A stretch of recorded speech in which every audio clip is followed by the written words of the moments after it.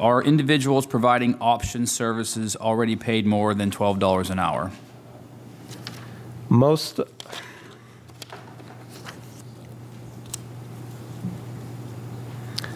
so the AAAs negotiate with service providers to provide option services. Mm-hmm.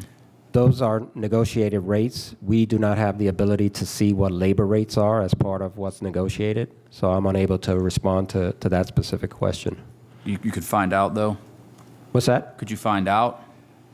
Well, that's something that's negotiated between the area agencies on aging and the service provider. So we don't have access to that information, since that's something that's negotiated outside of our purview. Okay. For the 4 required option services, care management, in-home meals, adult daily living, and personal care, who qualifies for each of these 4 services? Well, in terms of eligibility for option services in general, is anybody who's 60 or older, mm-hmm. Is a Pennsylvania resident, a U.S. citizen, or a legal resident, and they have unmet needs as determined by an assessment that's conducted, and they're not eligible for Medicaid long-term services and support. So those would be, in general, the individuals who would qualify for those services. Okay, and the next question then, what does the Department of Aging pay for each of these 4 services? Do you know that? I'm sorry, what does the Department of Aging or the AAAs pay for each of these 4 services? Yeah, I would have to get back to you. I don't have that specific information. Okay.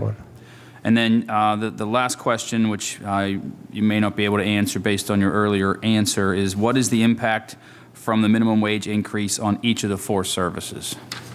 Well, again, I don't have a financial impact. I think what I want to share with the committee, and I had said it before, these are individuals, as far as individuals who are providing direct care work. These are very difficult jobs, and we believe that they deserve a living wage. More importantly, from a department standpoint, we're concerned about quality of care. In terms of low wages, it creates a situations where there's high turnover. I've seen averages for these employees. In terms of the turnover rate, it runs anywhere between 45 and 65%. So when you have that kind of a high turnover, I think it causes concerns on quality of care. And stress on an individual who's seeing a constant rotation of individuals that are trying to take care of the needs of a senior.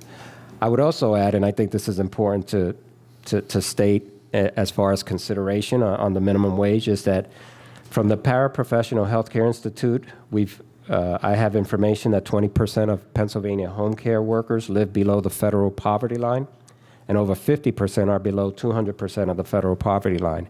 And over 45% of, again, Pennsylvania home care workers receive some form of public assistance. So these are important considerations. I've also learned that nearly 220 individuals who are 55 and older are earning between below the minimum wage and up to $12 an hour. So they would benefit from a raise in the minimum wage. So again, it's just important information should be part of this discussion. I want to go back. I want to maybe clarify one of your previous questions that you had. You were asking the number of people that receive certain services, like home delivered meals, the older adult day living. Was that your question you were asking? No, it was who qualifies for the services. Okay, just wanted to make sure. That's okay. Thank you.